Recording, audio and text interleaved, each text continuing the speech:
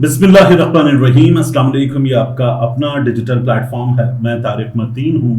वल्लाहु खैरुल माकिरीन। अल्लाह सबसे बेहतर तदबीर फरमाने वाला है। वही बचाएगा मेरे देश को बलाओं से, जो बारिश में शजर से घोंसला गिरने नहीं देता, क्योंकि उसकी तदबीर तमाम तदाबीर की इमाम है। बहुत अहम मामला है।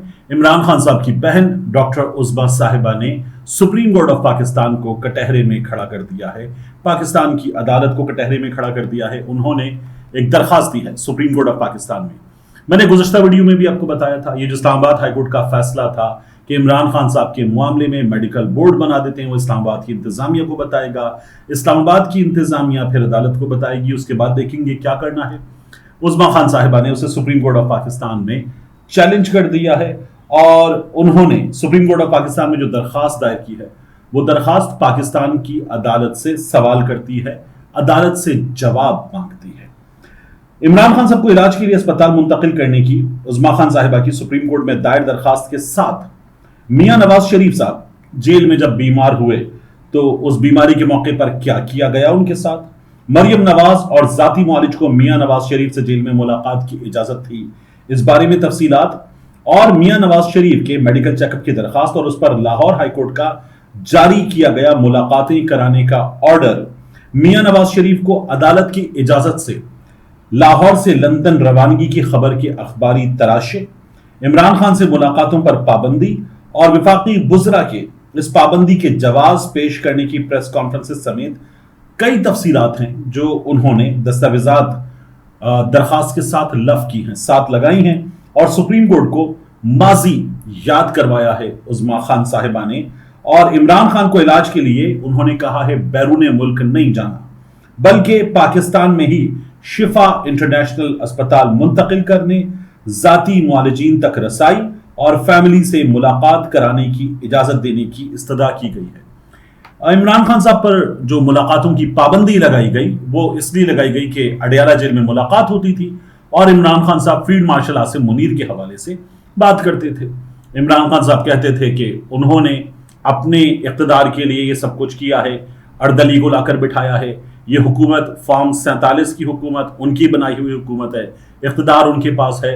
और फिर इमरान खान उन पर तनकीद करते हुए बहुत आगे तक चले गए और इमरान खान साहब ने उनको जहनी मरीज भी करार दे दिया। ये तमाम चीजें हुई। फिर ISPR ने इमरान खान साहब को जहनी मरीज करार दे दिया। ये तमाम चीजें हुई। हुकूमत ने कहा अगर ये करना है तो फिर इमरान खान साहब की मुलाकातें नहीं करवाई जाएंगी। पहले अलीमा खान साहिबा पर पाबंदी लगाई गई, फिर उसके बाद नौरीन साहिबा पर, फिर डॉक्टर उज़्मा पर पाबंदी लगा दी गई। इमरान खान साहब की बहनों पर मुकम्मल तौर पर पाबंदी लगा दी गई। बज़ाहिर ये जाहिर किया गया कि हुकूमत की तरफ से पाबंदी है, लेकिन कई ऐसे सहाफ़ी जिन्हें हालिया दिनों में तमगे मिले हैं, उन्होंने बताया कि ये पाबंदी हुकूमत ने नहीं लगाई, हुकूमत पंजाब की लगाई हुई या मरकज की लगाई गई हुकूमत की पाबंदी नहीं है। उन्होंने साफ लफ्जों में कहा कि इमरान खान साहब की बहनों पर ये जो पाबंदी है ये लगाई गई है एस्टैब्लिशमेंट की जानिब से। टेलीविजन प्रोग्राम्स में मुनीर फारूक साहब ने, आमिर इलियास राना साहब ने, बड़े सीनियर हैं, इन लोगों ने ये बात की और कहा कि ये पाबंदी हुकूमतों की लगाई हुई पाबंदी नहीं है। अगर कोई ये समझता है कि ये पाबंदी उनकी लगाई हुई पाबंदी है तो फिर वो बहुत ही भोला है। ये बात की गई इन सहाफियों की जानिब से। अब इमरान खान साहब की जो मुलाकातें हैं वो बहाल की जाए सुप्रीम कोर्ट ऑफ पाकिस्तान से, ये सवाल हो रहा है। और सुप्रीम कोर्ट पाकिस्तान को नजीर, अदालत को नजीर चाहिए होती है, वो नजीर दी जा रही है कि कैसे कब क्या किया गया था। यहां अदालत फिर वही सवाल कर सकती है और अदालत के सामने हुकूमत रख सकती है कि जनाब ये जब मुलाकात करवाते हैं तो क्या करते हैं। इमरान खान साहब की बहनें पहले ही कह चुकी हैं कि हम बाहर आकर इमरान खान साहब की जो आर्मी से मुताल्लिक बात है, आर्मी चीफ से मुताल्लिक बात है, वो बात नहीं करेंगे। ये अदालत में की जा सकती है। देखते हैं कि पाकिस्तान की अदालत इस सिलसिले में क्या करती है। अब बात कर लेते हैं मुराद सईद साहब की। मुराद सईद साहब ने आज एक इंटरव्यू दिया, नहीं लेकिन उससे पहले हमें बात करनी है वायरल वीडियो की। आज वीडियो वायरल हुई और हमने देखा कि साबिक आर्मी चीफ जिनके बारे में पोस्टर्स लगाए गए थे, जाने की बातें जाने दो, राहील शरीफ साहब जो इस्लामी मुल्कों की फौज के सरबराह हैं और हुकूमत पाकिस्तान ने उनको खुसूसी इजाजत दी कि वो ये काम कर सकते हैं, वो राहील शरीफ साहब आज मंजर आम पर आए।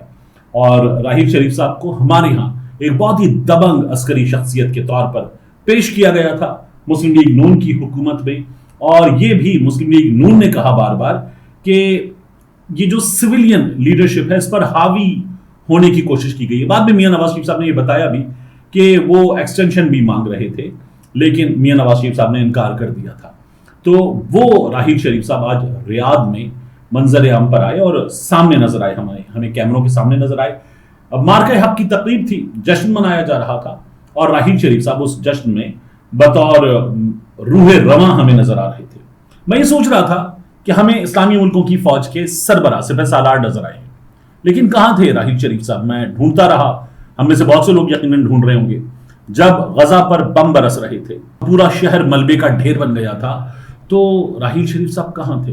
جب فلسطینی والدین اپنے بچوں کے جسموں کے مختلف حصوں پر ان کا نام لکھ رہے تھے, بازو پر بھی لکھا, ٹانگ پر بھی لکھا کہ اگر لختے جگر کسی برسنے والے گولے سے, کسی میزائل سے, بارود کے کسی دھماکے سے ٹکڑوں میں بٹ جائے تو وہ ٹکڑے جوڑ کر ساتھ ساتھ رکھے جا سکے, جسد اس کا پورا کیا جائے اور سپرد خاک کیا جائے.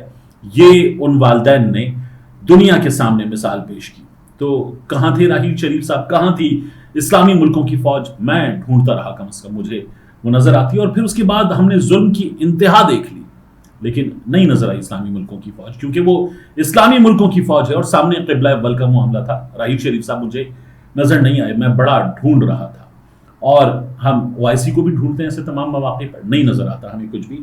اور پھر ہم نے تو بھرپور عسکری طاقت بھی ثابت کی. تو میں تو یہ بھی خواہش کرتا تھا کہ ہم فلسطینیوں کے لیے اس طرح کے جذبے کے ساتھ, اور اللہ کرے کہ ہم کبھی یہ کام کریں کہ ہمارا بارود, ہمارے میزائل, ہمارے بم اسرائیل کی سرزمین پر برس رہی ہوں, کیوں نہیں.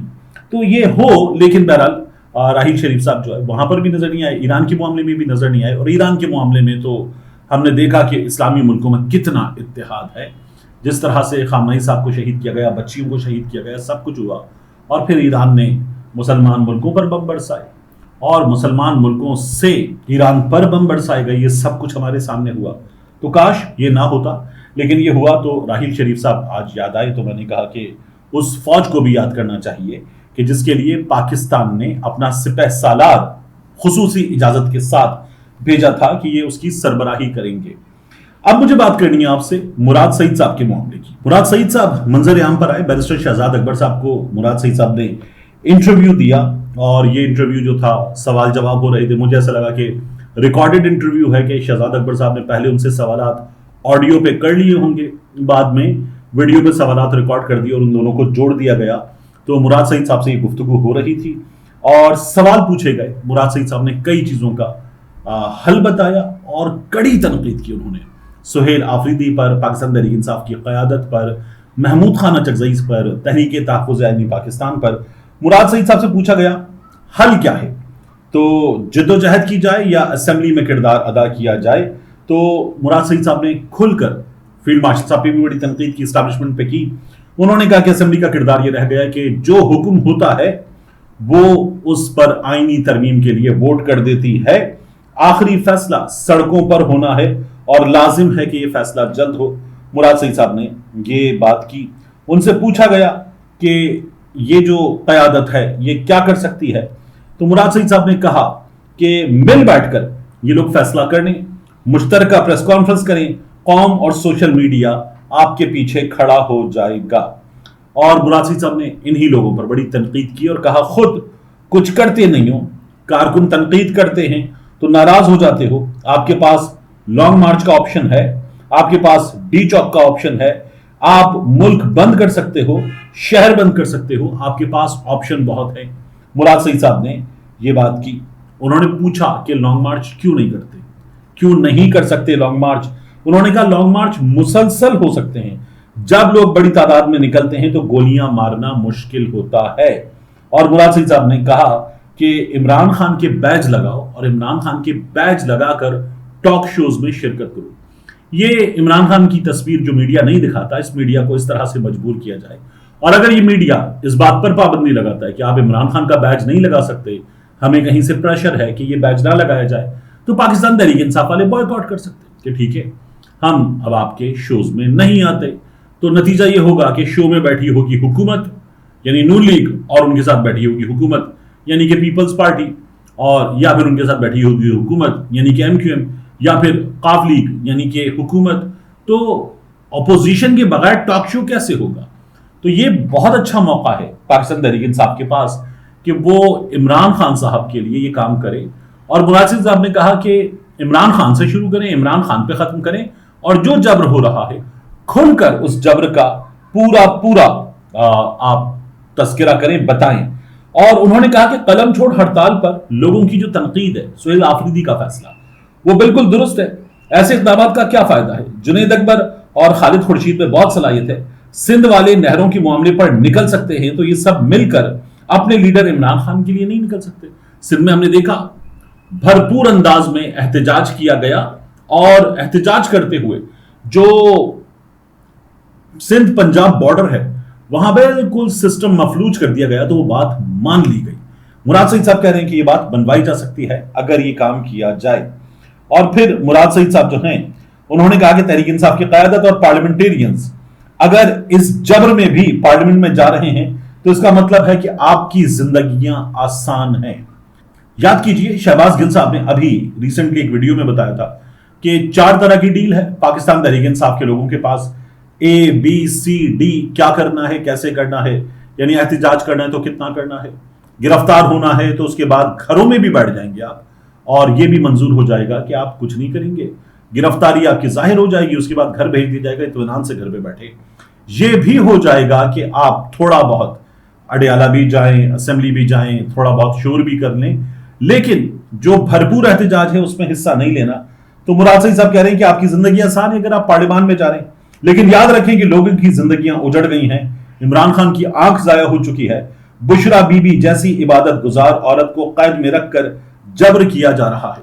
مراد سعید نے اپنے انٹرویو میں ابتدا میں یہ بھی بتایا کہ وہ مختلف جگہوں پر روپوش رہے, اور انہوں نے یہ بھی بتایا کہ وہ زمان پارک میں بھی رہے کچھ دن, اور انہوں نے کہا کہ جو کمرہ قاسم اور سلیمان کا تھا اس کمرے میں مجھے رکھا گیا, وہ کمرہ میرے لیے تیار کیا گیا, اور پھر ایک موقع پر یہ محسوس کیا گیا کہ زمان پارک میں رہنا بھی سیف نہیں ہے, تو مجھے زمان پارک سے روانہ کیا گیا. کھجوریں دی گئیں, عمران خان صاحب نے ایک تسبیح دی اور دعائیں دیں, اور مجھے وہاں سے روانہ کیا کہ نہ جانے کتنا وقت کچھ کھانے کو نہ ملے تو کھجوریں لے کر نکلو. تو مراد سعید صاحب یہ بتا رہے ہیں کہ جس طرح والدین محبت دیتے ہیں بالکل اسی طرح اپنے بیٹوں کے کمروں میں رکھ کر عمران خان صاحب اور بشرا بی بی نے انہیں محبت اور دعا دی. تو بڑی محبت کے ساتھ وہ اس تمام سچویشن کو یاد کر رہے تھے, اور انہوں نے بتایا کہ ان کے بارے میں بہت کڑی انسٹرکشنز ہیں کہ وہ باہر نہ نکلیں. میں آپ کو بتاؤں پاکستان تحریک انصاف کا ورکر اس حد تک تپا ہوا ہے کہ وہ مراد سعید پر بھی اس بات پر کہ مراد سعید صاحب باہر نہ نکلیں, ان پر بھی تنقید کر رہا ہے کہ یہ کون سا مذاق ہے کہ مراد سعید صاحب باہر نہ نکلیں, کیوں نہ نکلیں. ورکر یہ سوال بھی کر رہا ہے. تو پاکستان تحریک انصاف کا ورکر اندازہ کر لیجئے کہ وہ کس حد تک غصے میں ہے, تپا ہوا ہے, ناراض ان تمام لوگوں سے کہ وہ مراد سعید کو بھی چھوڑنے پر آمادہ نہیں ہے.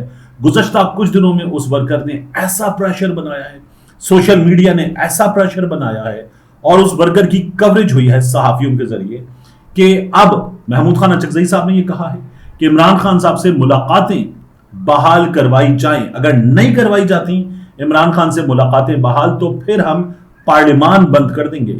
یہ محمود خان اچکزئی صاحب کا اب تک کا سب سے تگڑا, سب سے بڑا بیان ہے, اور پارلیمان بند کر دیں گے کہنا پھر اس نظام کو چیلنج کرنے والی بات ہے جو محمود خان اچکزئی صاحب نے گزشتہ کچھ دنوں میں پہلی بار کی ہے.